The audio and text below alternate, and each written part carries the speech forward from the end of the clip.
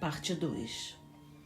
Haveria uma nova ama e talvez conheceria novas histórias. Já estava muito cansada das histórias antigas. Não chorou por sua enfermeira ter morrido. Não era uma criança afetuosa e nunca se importava muito com ninguém. O barulho, a confusão e o lamento por causa da cólera lhe assustaram e ficou furiosa porque ninguém parecia se lembrar de que estava viva. Todos estavam aflitos demais para pensar em uma garotinha de quem ninguém gostava. Quando as pessoas contraíam a cólera, pareciam não se lembrar de nada, exceto delas mesmas. Mas se todos ficassem bem novamente, certamente alguém se lembraria e iria procurá-la. Mas ninguém apareceu e, como continuava esperando, a casa parecia se tornar mais e mais silenciosa. Ouviu um ruído vindo do capacho e, quando baixou os olhos, viu uma pequena cobra deslizando-se pelo chão e olhando para ela com olhos como joias. Não estava assustada porque se tratava de um animalzinho inofensivo que não a machucaria e parecia apressado para sair do quarto. A cobra escorregava por debaixo da porta enquanto a menina a observava. Tudo está tão estranho e silencioso, disse. Parece que não há ninguém no bangalô, exceto eu e a cobra. Logo em seguida ouviu passos no recinto e depois na varanda. Eram passos de homens que entraram no bangalô e falaram em sussurros. Ninguém foi recebê-los ou falar com eles enquanto abriam as portas e examinavam os cômodos. Que desalento! A menina ouviu uma voz dizer. Aquela linda, linda mulher. Penso na criança também. Ouvi dizer que havia uma criança, embora ninguém a tenha visto. Mary estava de pé no meio do quarto quando abriram a porta, poucos minutos depois. Parecia uma coisinha feia, zangada e estava carrancuda, porque começava a sentir fome e estava vergonhosamente abandonada. O primeiro homem que entrou era um oficial forte que uma vez vira conversando com seu pai. Parecia cansado e aflito, mas quando a viu, ficou tão espantado que quase se lançou para trás. Barney! Gritou. Há uma criança aqui. Uma criança sozinha, em um lugar como este. Misericórdia de nós, quem é ela?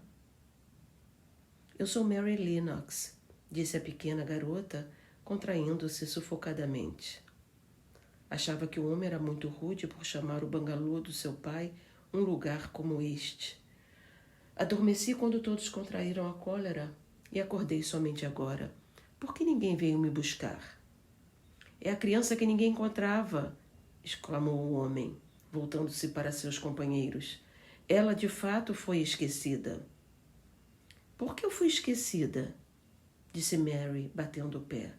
Por que ninguém veio me buscar? O moço, cujo nome era Barney, olhou para ela com tristeza. Mary até pensou tê-lo visto piscar os olhos, como que para derramar lágrimas. Pobre criança, disse ele, não resta ninguém para vir buscá-la. Foi daquela estranha e repentina maneira que Mary descobriu que não lhe restava pai nem mãe, que morreram e foram levados durante a noite. E os poucos criados nativos que não morreram também deixaram a casa tão rápido quanto puderam. Mas nenhum deles sequer se lembrava de que havia uma Miss Sahib. Era por isso que o lugar estava tão silencioso. Era verdade que não havia ninguém no bangalô, exceto ela e a pequena cobra rastejante. Mary gostava de olhar para sua mãe com certa distância e achava muito bonita. Entretanto, como sabia muito pouco sobre ela, era difícil esperar que a amasse ou que sentisse muito a sua falta quando ela se foi. De fato, não sentiu a falta dela e, como era uma criança indiferente, entregou-se completamente a pensamentos sobre si mesma, como sempre fazia.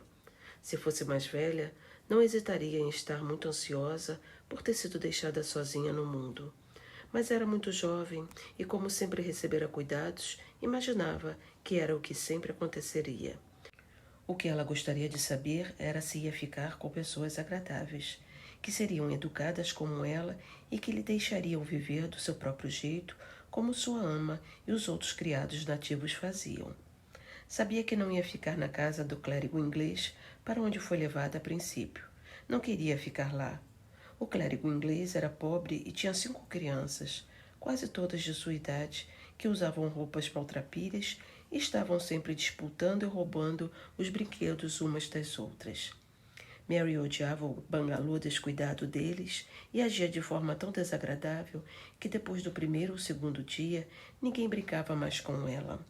No segundo dia deram-lhe um apelido que a fez ficar furiosa.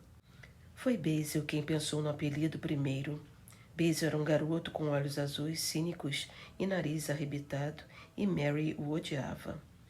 Ela estava brincando sozinha debaixo de uma árvore, assim como brincava no dia em que a cólera sobreveio. Fazia montes de terra e caminhos para um jardim, e Basil veio e se aproximou para vê-la. Logo ficou bastante interessado e, repentinamente, deu uma sugestão. Por que você não põe um monte de pedras ali e finge que é um jardim ornamental?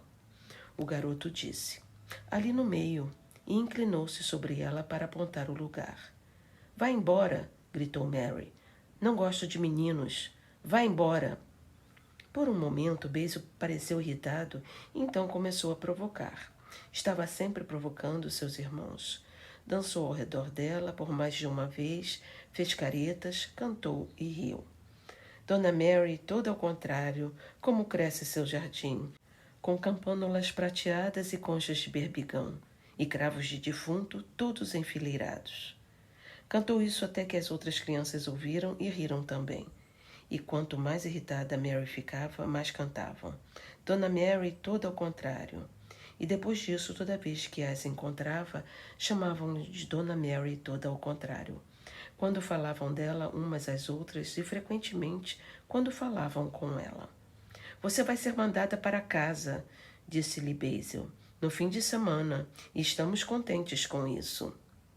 Também estou contente, respondeu Mary. Onde fica esta casa? Ela não sabe onde fica a casa, disse Basil, com o desprezo de uma criança de 7 anos. Na Inglaterra, é claro. Nossa avó mora lá, e nossa irmã, Mabel, foi morar com ela no ano passado. Você não vai morar com sua avó. Você não tem nenhuma. Vai morar com seu tio. Seu nome é Sr. Archibald Craven. Não sei nada sobre ele, bradou Mary. Sei que não sabe, Basil respondeu. Você não sabe nada. Meninas nunca sabem nada. Ouvi papai e mamãe conversando sobre ele. Mora em uma casa de campo antiga, grande, imensa e deserta, e ninguém se aproxima dele.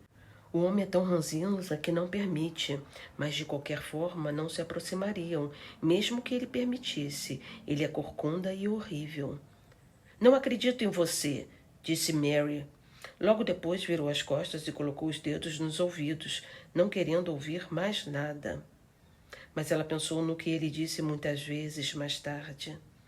Quando a Sra. Crawford lhe disse naquela noite que ia velejar para a Inglaterra dentro de poucos dias para ficar com seu tio, o Sr. Archibald Craven, que morava em Misselthwaite Manor, a menina parecia tão insensível e obstinadamente desinteressada que não sabiam o que pensar dela.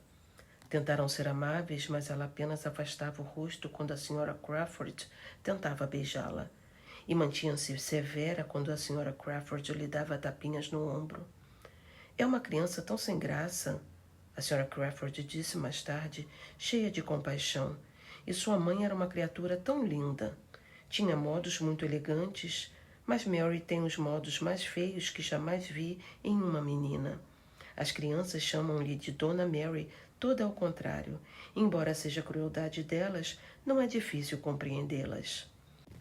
Talvez se sua mãe, que tinha um rosto lindo e modos elegantes, fosse o quarto onde Mary ficava com mais frequência, a menina poderia ter aprendido alguns bons modos também.